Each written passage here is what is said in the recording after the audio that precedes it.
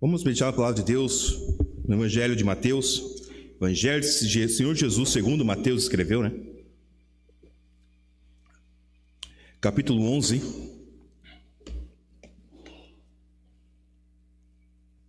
Estamos na série O que Jesus espera de seus discípulos. Já vimos que o Senhor Jesus espera que nascemos de novo. João 3, verso 7.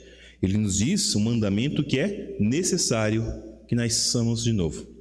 Nasçamos, parece meio carioca, né? Nasçamos de novo. E também é necessário que nos arrependemos, porque a mensagem do Evangelho que Jesus trouxe é o Evangelho do arrependimento. E agora vamos meditar um pouco sobre outro mandamento, um outro desejo do Senhor Jesus, é que todos aqueles que querem segui-lo têm que vir a Ele. Lemos Mateus 11, verso 28, por favor, Natan. 28. Venham a mim, todos vocês que estão cansados e sobrecarregados, e eu os aliviarei.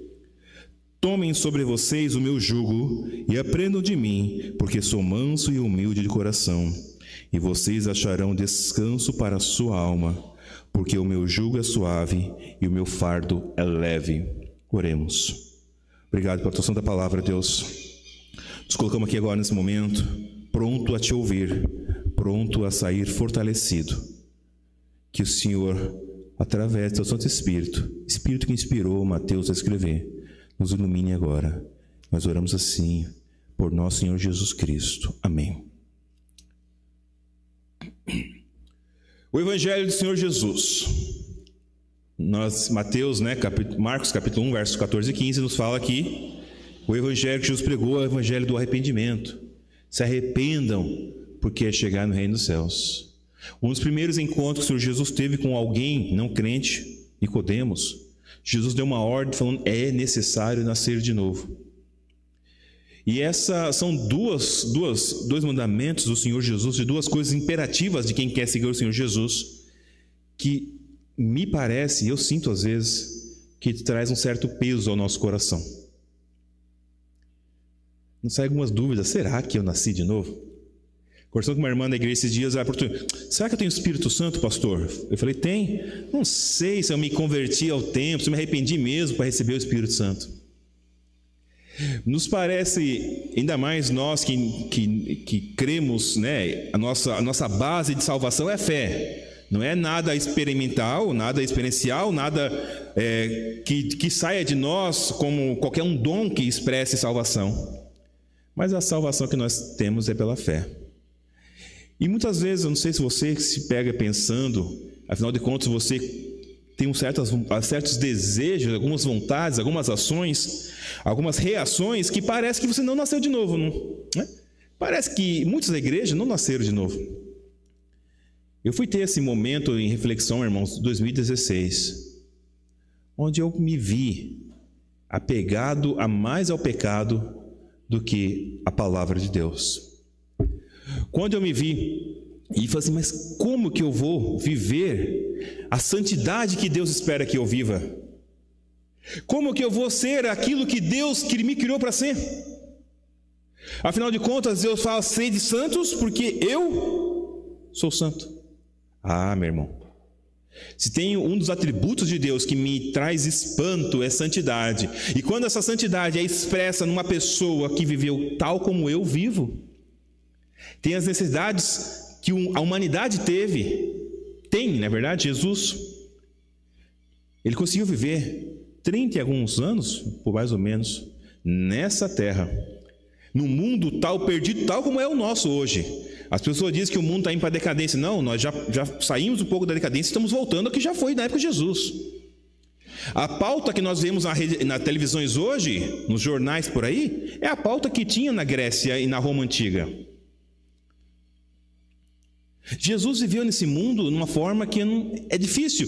E algumas pessoas são céticos aí em relação a isso. Santidade. Ele não pecou nenhuma vezinha.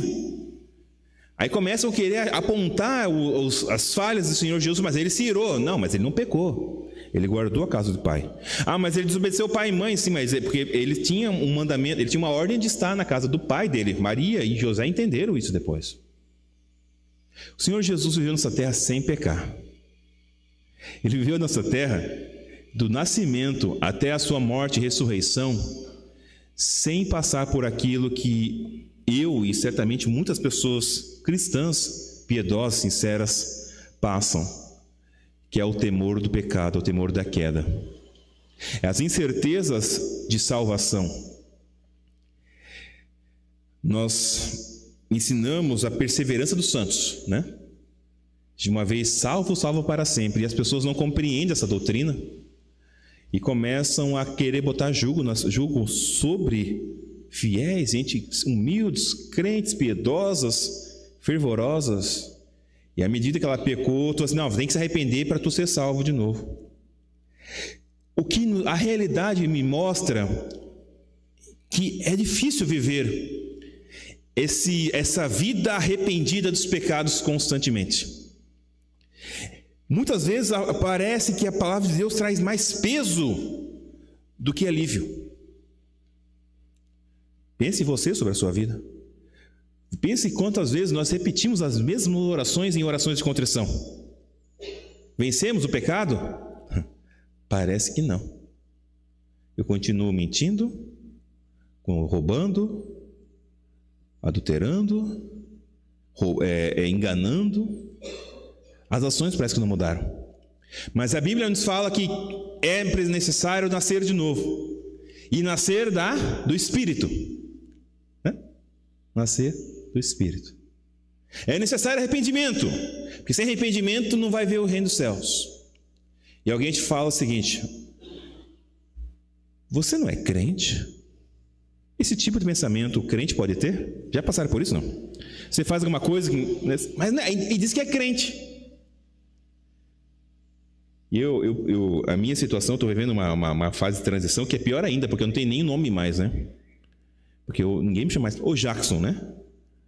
É como se fala? Aí você. E diz que é pastor. Irmãos, a verdade é que é uma luta constante viver aquilo que Jesus quer que nós vivamos. É difícil você olhar para a palavra de Deus, irmãos. Você olha os mandamentos. Você olha o Pentateuco, os 10 mandamentos simples ali. Como que eu vou cumprir isso? Como que eu vou viver assim? Gálatas explica isso, essa questão, e elas traz a verdade de como que é difícil, humanamente falando, ser cristão.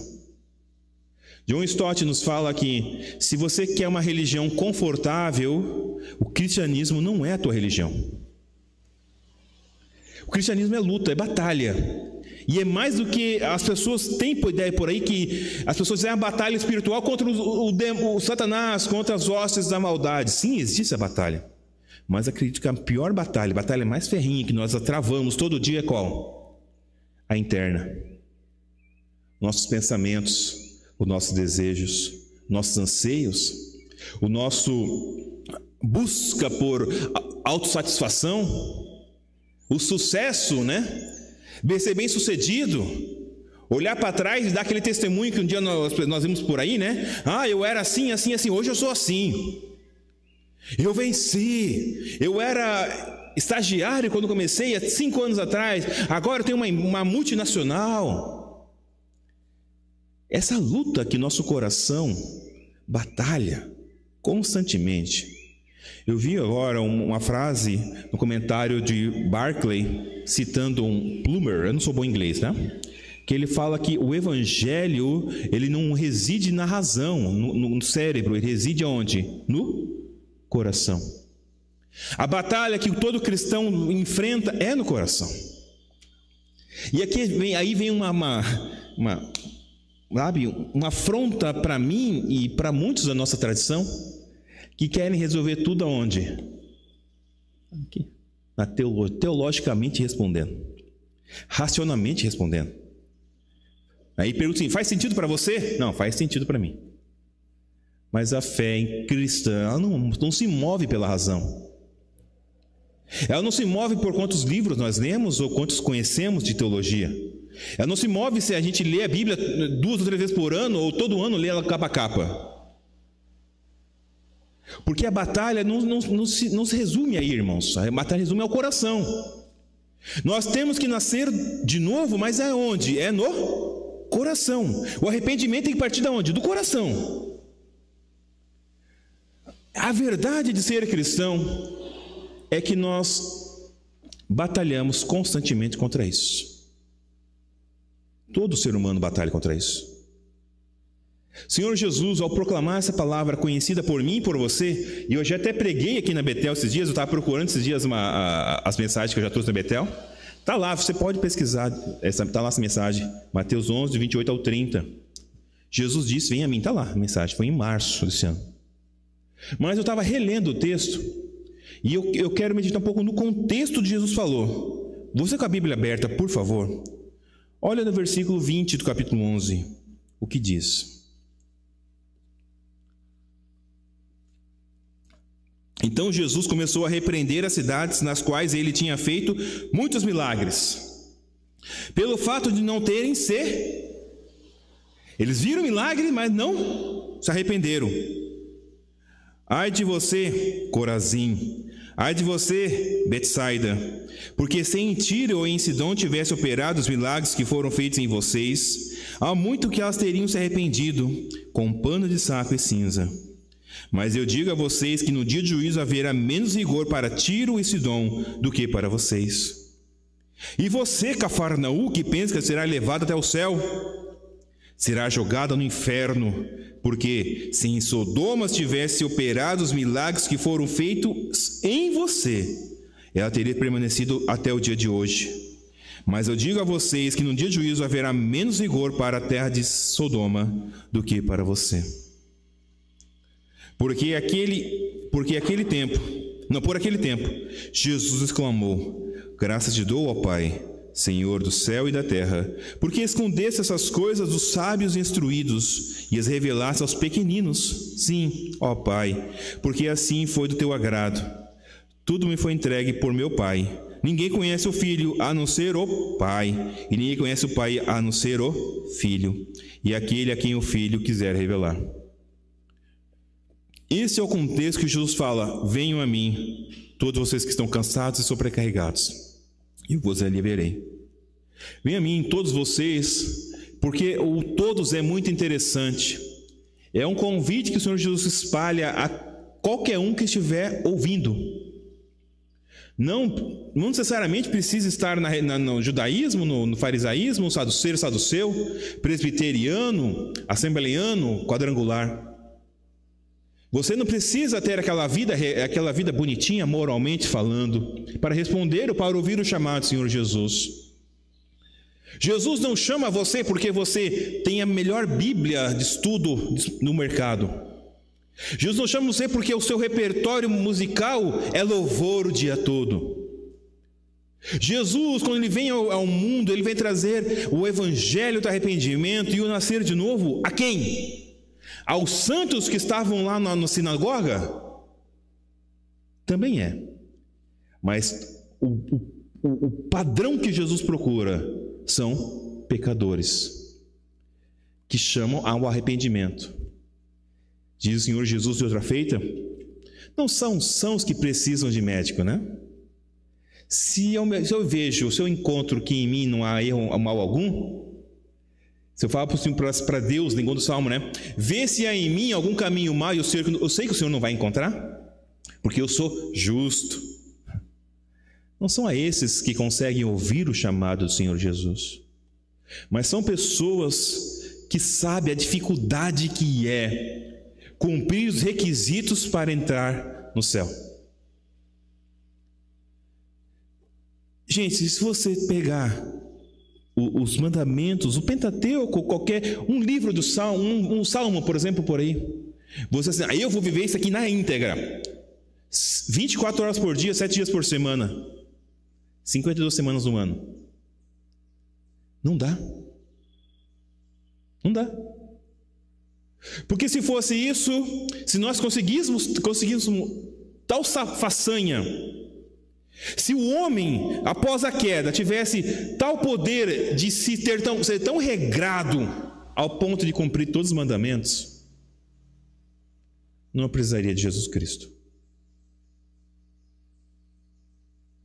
O Evangelho de Jesus vem para nos chamar, eu e você, toda essa geração, todas as nações, a entender que viver para a glória de Deus, que satisfaça a vontade de Deus e que alguém que vai morar com Deus eternamente, é humanamente impossível para um pecador. É um jugo, e o jugo que se fala geralmente é aquele que está entre os animais, né? Onde é colocado uma carroça para conduzir. Só que no contexto aqui, Jesus está falando até do jugo, não apenas dos animais, porque havia também escravos que carregavam o jugo. Pessoas que eram usadas como meio de carga, onde colocava uma madeira no seu ombro e carregava para equilibrar o peso, o jugo. Carregar esse jugo. O jugo de querer ser eticamente perfeito, moralmente íntegro e religiosamente santo. Esse jugo que muitas vezes as pessoas querem colocar. Já perguntou para alguém assim: aí, como está a tua fé? Não, mas eu estou bem, porque eu não mato, não roubo, não fumo.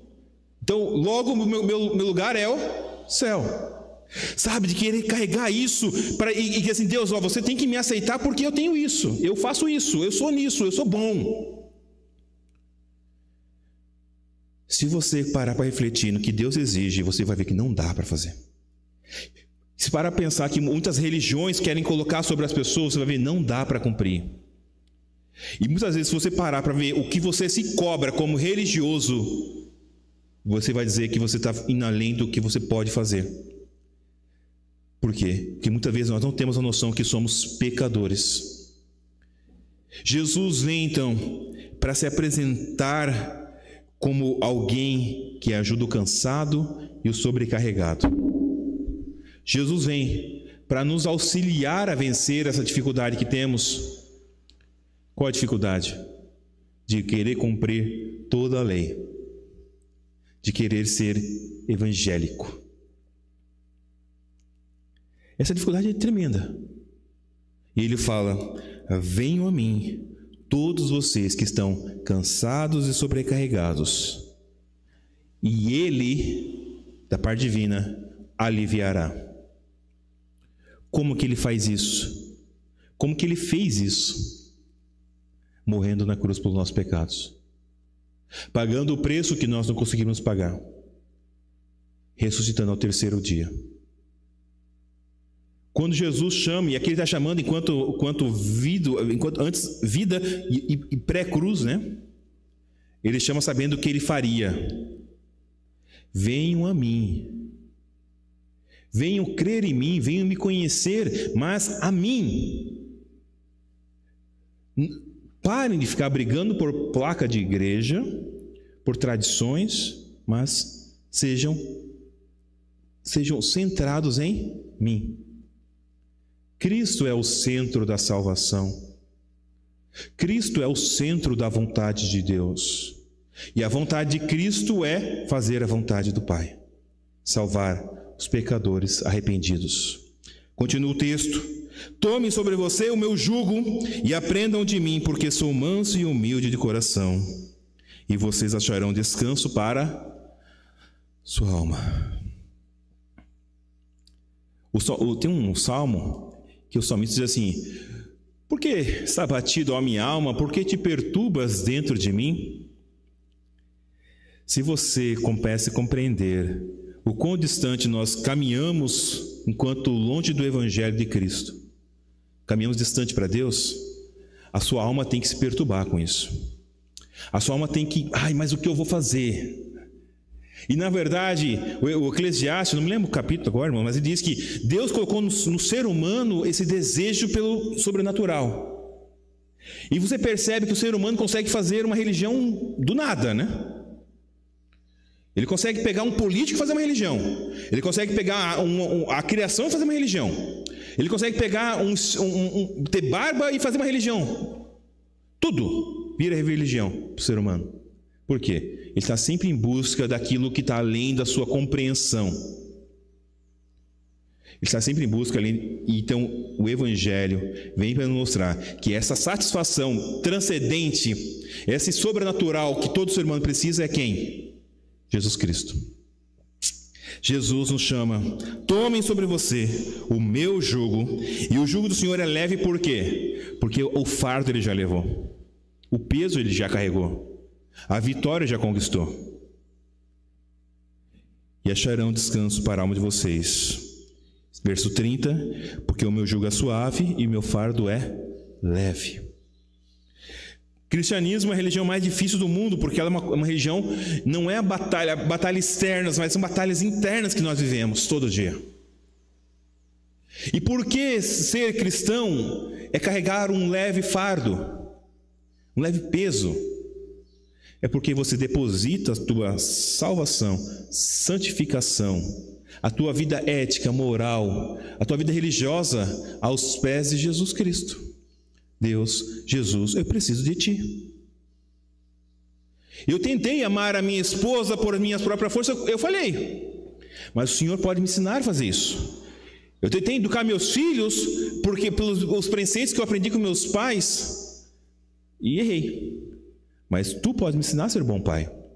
E eu tentei, Senhor, esse é o principal. Eu tentei achar salvação, satisfação para minha alma, uma nova vida longe de ti, e não consegui. O Evangelho então nos escancara essa nossa dificuldade. Já falei várias vezes, repetirei várias vezes isso. E Jesus diz: eu sei da tua dificuldade, eu sei que é necessário nascer de novo, eu sei que precisa de arrependimento, e eu te dou a solução agora. A solução sou eu. A série do Eu Sou é domingo, é hoje à noite, tá? É só à noite, né? Mas aqui Jesus fala: eu sou. Eu sou o pão da vida. Eu sou a água viva. Eu sou a ressurreição e a vida. Eu sou. Jesus é aquele que veio, se fez homem, se fez carne, se fez servo, se humilhou, desceu da sua glória, mesmo como cantamos em Colossenses 1, né? Mesmo tendo tudo subordinado a ele, ele se subordinou à vontade do Pai para nos salvar. Ele carregou o fardo que nós não conseguiríamos carregar. Ele carregou o peso que, irmãos, é impossível um ser humano cumprir os requisitos para entrar no céu. 1 João diz que nós temos um advogado, né? E lembra, Atos 17, Paulo pregando lá em Atenas, ele diz que Jesus não é apenas o advogado, mas Jesus também é o juiz e o promotor. Mas ele também é aquele que é o condenado, porque ele já pagou o preço. E todo aquele que vai a ele, confessa a ele, se arrepende dos seus pecados e busca viver como Cristo no centro da sua vida, encontra um fardo leve para se viver. Encontra algo mais revigorante para ser cristão. Aí vem uma dificuldade que nós temos várias e várias vezes. O ser humano tem essa dificuldade tremenda. Por quê? Nós entendemos, eu sei que você sabia disso que eu estou falando. Mas quantas vezes você quer lá e quer colocar de novo uma pitadinha? Não, eu acho que precisa dar uma aperfeiçoada aqui. Jesus morreu por mim, eu entendo, está acostumado, eu entendo. Mas eu acho que eu preciso botar um ato religioso aqui para melhorar a salvação, para melhorar a graça de Deus. E nós acabamos falando aquilo que Paulo recrimina no Salmo, no Romanos, né? Romanos, se não me engano, 6, ele diz: eu vou já pecando para que a graça seja superabundante? Não percebemos quantas vezes nós tratamos o Jesus Cristo como insuficiente. Quantas vezes nós colocamos: se eu orar, se eu jejuar, se eu ler a Bíblia, se eu for no culto, quer dizer, se eu fizer algo, aí eu vou ter o direito de ir para o céu. Falando o quê? Não, o trabalho do Senhor Jesus foi mais meia boca, não foi completo. Essa é uma heresia tremenda. Por isso que nós entendemos que a salvação é sempre monergista. O homem não faz nada a não ser responder ao chamado. E qual é o chamado do Senhor Jesus? Venham a mim, creiam em mim, vivam por mim. A obra é de Deus. Quem mandou o Senhor Jesus foi Deus. Quem morreu na cruz, o Senhor Jesus, para a glória de Deus. Jesus foi. O Pai e o Filho mandaram o Espírito Santo. E é Ele que nos convence. E é Ele que eu estou pedindo agora, que nos lembre dessa necessidade que nós temos de crer no Senhor Jesus e carregar o fardo dele. Não o fardo da religião, não o fardo de querer ser eticamente ou moralmente. Não é isso que nos leva a lugar nenhum. É através de Cristo, do Evangelho, que nós, respondendo a Ele, que nós vivemos para a glória dele. Efésios nos lembra que Deus de antemão, capítulo 2 de Efésios, nos preparou para as boas obras. As boas obras é consequência do salvo, não é que nos leva à salvação. Assim, irmãos, quero finalizar falando o seguinte: Jesus espera que você e eu, que todos aqueles que querem segui-lo, venham a Ele. Vir a Ele significa depositar a tua confiança, esperança, satisfação unicamente nele. Não é em confissões denominacionais, não é em templos feitos por mãos humanas, não é em rituais que você possa fazer, não é no teu cotidiano religioso, não é isso, mas é nele. Quando estamos em Cristo, você vai encontrar a satisfação de viver. Aí você vai ter, então vale a pena ir pela eternidade. Vale a pena viver por Ele hoje, amanhã e eternamente. Venham a Cristo, vivam por Cristo, tomem o jugo de Cristo, é leve e suave. Se está pesado, se alguma coisa pesou, volte-se a Ele, arrepende-se do que você colocou sobre você mesmo e assuma que você depende dEle para viver para a glória de Deus. Amém? Vamos orar. Obrigado pela tradução da palavra. Deus, obrigado pelo jugo que o Senhor carregou na cruz, nos libertando, nos salvando, nos reconciliando com Deus o Pai. Deus amado, o Senhor possa agora nos abençoar e nos fazer voltar constantemente a Ti, a viver para Ti, para a glória do Teu nome, Pai. Abençoe a mim, abençoe meus irmãos. Como já foi orado, abençoe aqueles que não puderam vir hoje, conduzindo-os, Pai, para a Tua glória, viver para Ti também. Que abençoe a Betel, Senhor.